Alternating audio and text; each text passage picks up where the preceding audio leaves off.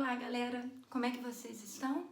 Hoje nós vamos conversar um pouquinho sobre a primeira manifestação literária feita em solo brasileiro, que foi nada mais do que o quinhentismo, certo? Então, repetindo, o quinhentismo foi a nossa primeira manifestação literária brasileira. E ela começou exatamente em 1500, com a chegada dos portugueses, dos europeus aqui no Brasil.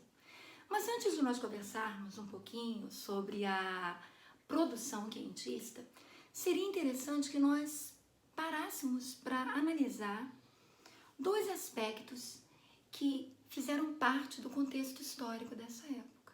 Lembra que a gente sempre conversa que a literatura e a história apresentam uma relação intrínseca?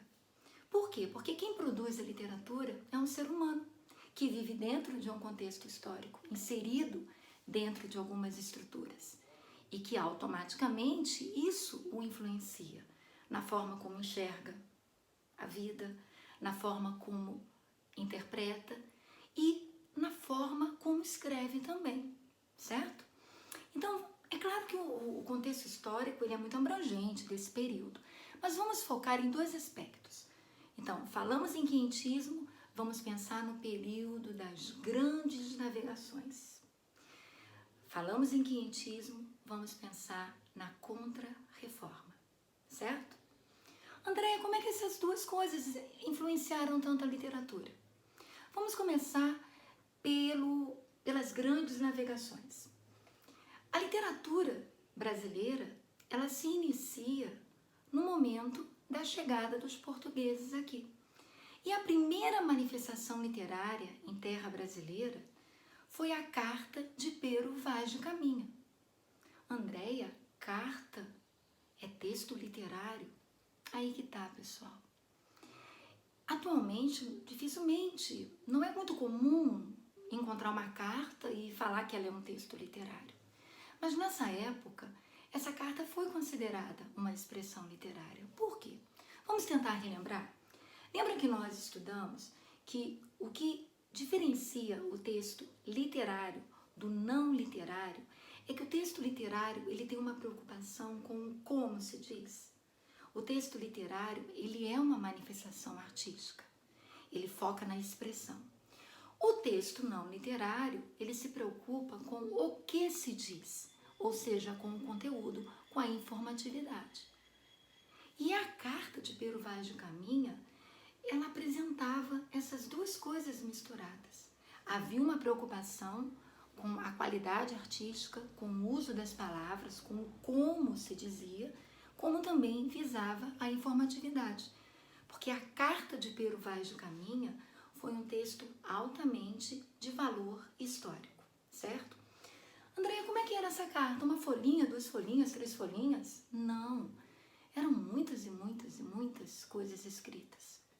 Tanto é que hoje você pode pegar aqui comigo emprestado, se você quiser. Eu tenho um livrinho que é a Carta de Pero Vaz de Caminha. Viu quantas páginas escritas? Agora, como é que era essa carta?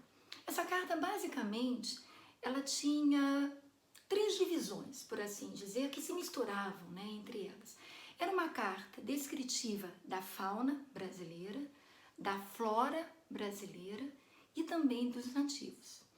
Eu estou me lembrando agora de um pedacinho da Carta de Pero Vaz de Caminha, em que quem era Pero Vaz? Pero Vaz era um escrivão, né, que estava ali junto, né, com os portugueses quando aqui chegaram. Tem um pedacinho da carta que dá para você perceber como ela era bem descritiva.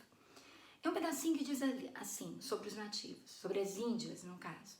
Ali andavam, entre eles, né, os europeus, 3 ou 4 moças bem novinhas e gentis, com cabelos muito pretos e compridos pelas costas, e as suas vergonhas tão cerradinhas e tão limpas das cabeleiras, que de a nós muito bem olharmos, não tínhamos nenhuma vergonha. Viu o fragmentozinho da carta? E de uma certa forma até bem ousado, né?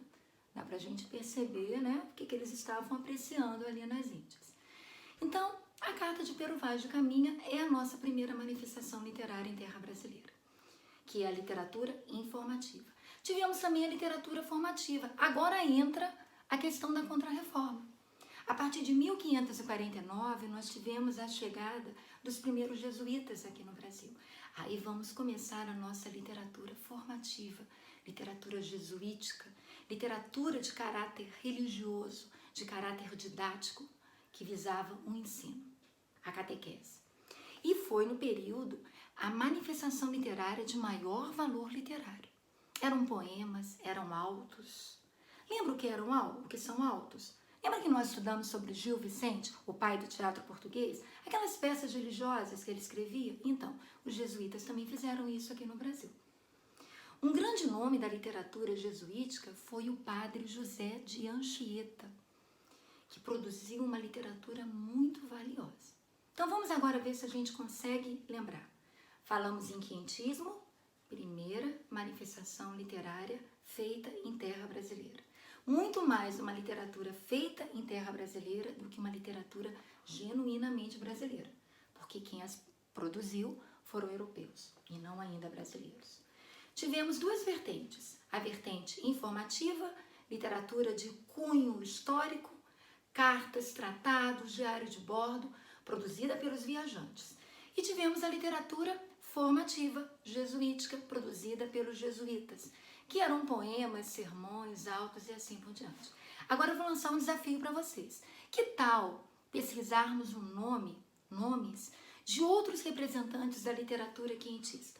Além do padre Anchieta e além do escrivão Pero Vaz de Caminha, o desafio está lançado. Vamos todo mundo então pesquisar o nome de outros representantes da literatura quientista? Então é isso, gente. Por hoje ficamos aqui. Até o nosso próximo bate-papo literário. Beijos!